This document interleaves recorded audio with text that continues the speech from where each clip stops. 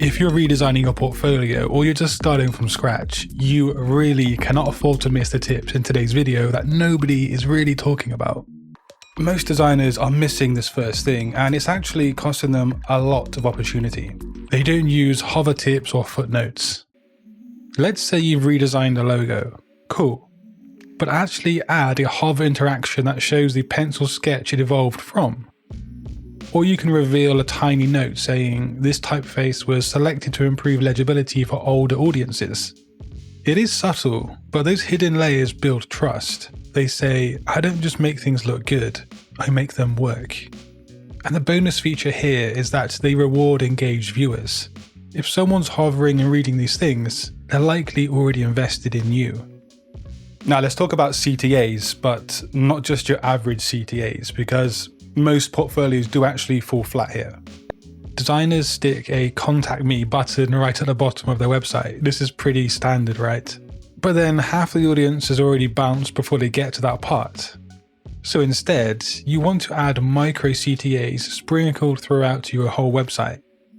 So after a strong case study or portfolio edition, drop a quick prompt like, want a brand that feels this confident? Let's talk. Or beside a packaging project, need help with your product's first impressions? These aren't pushy, they're actually permission-based. They create multiple moments of engagement and make people more likely to act because the CTA appears right where they're interested in. And then comes your writing, arguably the most underrated part of your portfolio. Now I see designers say things like, I chose this typeface because I liked how it looked. That might be fine, but probably not fine in school, but definitely not in the real world. Instead, say, we chose this typeface for easier scanning across mobile and print. It's still true, but now it shows strategic thinking as a designer. Clients do not want your favorite font, they need solutions. So every sentence you write should help them imagine you sitting at their table solving their brand or design problems. Your words are just as important as your layout and your visuals when it comes to your portfolio. Now here's a structural mistake that you might be making. Long scroll case studies with no rhythm. Think about this instead. Design your portfolio like a carousel. Break it into digestible chunks. Before problem, solution, result, and so on. Each section can live on its own slide, full width image, or even swipeable formats if you're on Behance or a personal site. The benefit is that if you're telling a visual story with pacing, the brain stays engaged, and this is because it's constantly being rewarded with new, clear information. One image, one point, one message. That's attention flow, and that's what keeps people scrolling past the 30% mark. Do you want to feel high-end without even redesigning your work? Well, add some micro movements.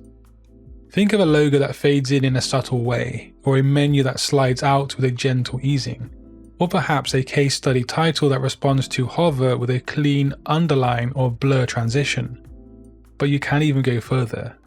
If you're showcasing a brand film or full experience, consider ambient sound, maybe a low hum, water, subtle clicks. You want to keep people toggling through your site, and more about this later in terms of sound and audio. But make it a moment. People feel your portfolio, they don't just see it. And when it feels premium, it is premium. If you've been thinking about upskilling or adding something new to your creative toolkit as a designer, SkillUp by Simply Learn is a really solid place to start. It's a free learning platform designed for both students and working professionals who want to grow in high-demand tech areas like AI, data science, cloud computing, cybersecurity, digital marketing, and more. And importantly, there are also courses around UI and UX design too.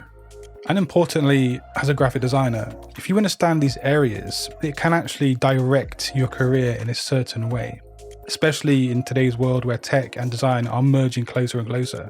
The thing with SkillUp is that it offers self-paced courses, so you can learn on your own schedule, and they've partnered with top companies like Google, Microsoft, and AWS to build the content. And it's not just theory either. These are practical, job-focused skills that can make a real difference in how you approach projects, or even what kind of roles you pursue.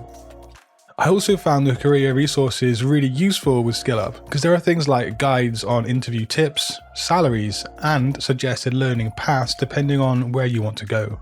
And yes, it is completely free. Once you finish a course, you even get a SkillUp certificate to show for it. And that's a great thing to add to your resume when you really want to stand out. And I'm going to leave that link down below so you can check it out for yourself and see which courses and resources resonate with you the most. What's it like to work with you as a designer? Most designers never truly answer this, and you can fix this with a simple how I work section. No fluff, just 5 clear steps, potentially, or as an example. So something like discovery, ideation, concept, refinement, delivery. And you can use icons or illustrations to explain your process. Or you can even show it through an actual client example linked to each stage. Did you refine the logo over 3 iterations?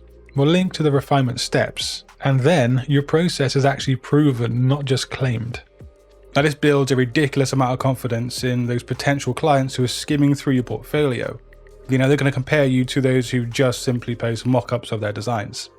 And here's a hidden gem, the 1-minute portfolio tour video. Now this is perfect for LinkedIn or when you're emailing a lead.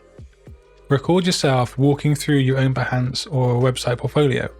Talk casually, so no need to script it perfectly. Just say, this was for a vegan cafe rebrand. Their problem was visual inconsistency, and I helped unify their digital and print assets. Maybe just show 3 to 5 projects, quick cuts, calm voice, and make it feel personal, polished but confident. And this will actually work way better than just sending a cold PDF file. Now here's something that separates junior portfolios from senior ones: branding your portfolio itself. Now I didn't mean slapping a logo on it, I mean curating the rhythm, the color, the tone, the voice, and the experience. If your work is edgy, then let your site feel kinetic and bold, and edgy of course. If the tone is thoughtful and refined, go with a softer typography with muted palettes. Think like a fashion label. Your portfolio should be a sample of your taste, not just your work. A client should know from the first scroll what kind of experience they're actually buying into here. We're now going to bring in some sound and some motion because 90% of portfolios these days are too static, too flat, too pre-2025. Adding animation and audio can really take things to that next level, when done correctly of course. Motion is a great way to elevate your portfolio's engagement and the quality. But audio also adds a lot of depth and layers to the user experience.